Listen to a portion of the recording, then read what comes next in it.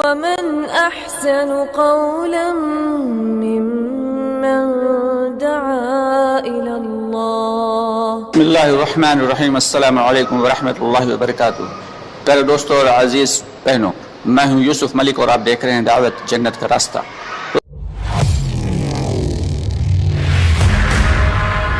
اللہ کی رضا کے لیے اگر چھوٹا سا چھوٹا بھی عمل آدمی کر لے، نیک عمل، تو اللہ تعالیٰ اس عمل کو جو ہے پال پوس کر بڑا کرتے ہیں، اس چھوٹی سی نیکی کو، اور پھر میدان حشر میں اللہ تعالیٰ اسے بہت بڑا اجر عطا فرمائے. تو اس لیے ہم سب کو جو بھی نیک عمل کریں اس میں اخلاص کا ہونا بھی ضروری ہے. کسی انسان کو علم بہت سارا ہے، بہت سا علم ہے، لیکن عمل نہیں ہے تو وہ سارا کا سارا علم جو ہے وہ بیکار ہے. اور علم کے ساتھ عمل بھی ہے لیکن اخلاص نہیں ہے تو سارا کا سارا علم اور عمل بجائے فائدے کے نقصان کا ذریعہ بن جائے گا.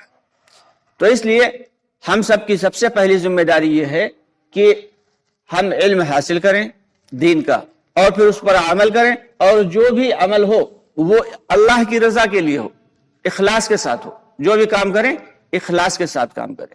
آج یہ جو دعوت کی محنت سے چاہا جا رہا ہے کہ ہمارے اندر کچھ صفات پیدا ہوں، یہ وہ صفات ہیں جو صحابہ کرام رضی اللہ تعالیٰ عنہم اجمعین نے حضور پاک صلی اللہ علیہ وسلم کی صحبت میں رہ کر پیدا فرمائی تھی. اپنے اندر باقاعدہ محنتیں کی تھیں، اس کے لیے کوششیں کی تھی، مجاہدے کیے تھے، تب جا کے صحابہ کرام رضی اللہ تعالیٰ عنہم کی زندگی جو تھی وہ بہترین بن گئی تھی. اور اللہ کے نبی صلی اللہ علیہ وسلم نے بھی اپنے صحابہ پر زبردست محنت کی تھی، توجہ کی تھی. اسی لیے صحابہ کرام رضی اللہ تعالیٰ عنہم اجمعین کا ایمان ایسا تھا کہ کسی پہاڑ کا اپنی جگہ سے ٹل جانا آسان تھا، لیکن کسی صحابی کا ایمان سے ڈگمگا جانا. اچھا، صحابی کہتے کسے ہیں؟ ایک بہت بڑا مسئلہ یہ بھی آتا ہے. اگر کسی سے آپ ڈیفینیشن پوچھیں کہ بھائی صحابی کسے کہتے ہیں، تو ہر آدمی یہ کہے گا جس نے حضور پاک صلی اللہ علیہ وسلم کو دیکھا اور ایمان لایا، اسے صحابی کہتے ہیں. یہ مکمل ڈیفینیشن نہیں ہے.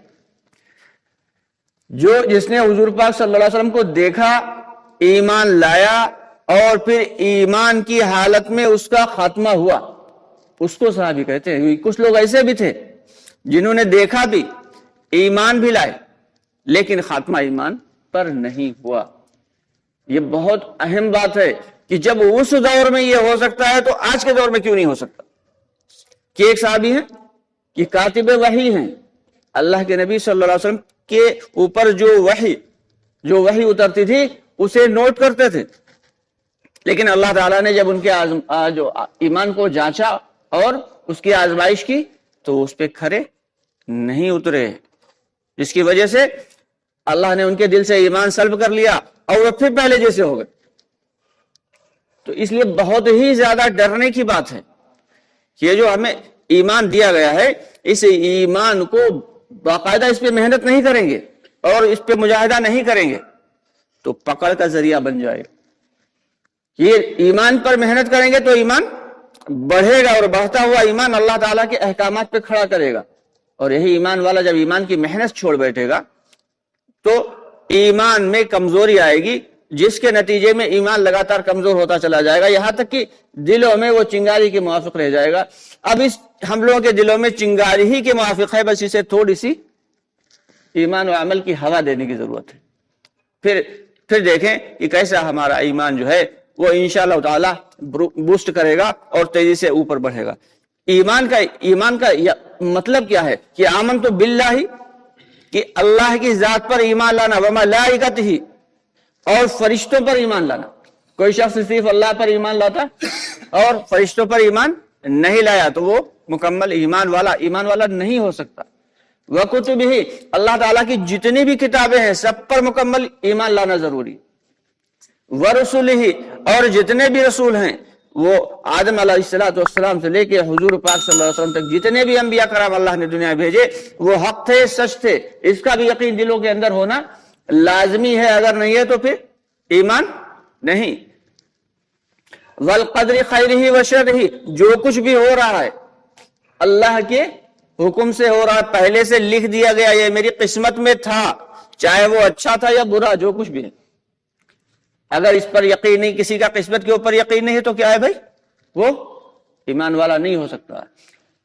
والیوم الآخر, اور آخرت کے دن پر کہ اس دنیا کا خاتمہ ہو جائے گا, خاتمے کے بعد پھر اللہ تعالی میدان حشر قائم کریں گے, اور اس کے بعد آخرت کی زندگی ہوگی جو لامحدود ہوگی اور ہمیشہ ہمیشہ وہاں رہیں گے. اگر آخرت کے دن پر بھی ہمارا یقین نہیں ہے تو پھر ہم کامیاب نہیں ہیں, پھر ہم ایمان والے نہیں ہو سکتے. والبعث بعد الموت, مرنے کے بعد جو پھر سے دوبارہ زندہ کیا جائے گا, اس پر بھی ہمارا یقین ہونا چاہیے. لیکن صرف ایک بار, یعنی کہ مرے پھر زندہ کیے, پھر مرے پھر زندہ ہوئے, ایسا نہیں ہے. ایک بار زندگی دنیا میں ملی ہے اور ایک بار زندگی آخرت میں ملے گی, اور وہ آخرت کی زندگی وہ لامحدود ہوگی. یہ ان تمام چیزوں پر جب ہمارا ایمان ہوگا تبھی ہم ایمان والے کہلائیں گے. جب اگر ان کے اوپر ہمارا یقین نہیں ہے, کسی ایک چیز پر بھی یقین نہیں ہے, تو پھر ایمان دلوں کے اندر نہیں ہو سکتا. تو اس لیے یہ جو دعوت کی محنت حضرت مولانا ریاض رحمۃ اللہ علیہ نے چلائی, تو حضرت فرمایا کرتے تھے, اکثر فرماتے تھے کہ یہ دعوت کی محنت کیا ہے, یہ نوح علیہ السلام کی کشتی کی طرح ہے, جو اس کے اندر بیٹھے گا وہ پار ہو جائے گا, اور جو نیچے چھوٹ گیا وہ شرطیہ ڈوب جائے گا.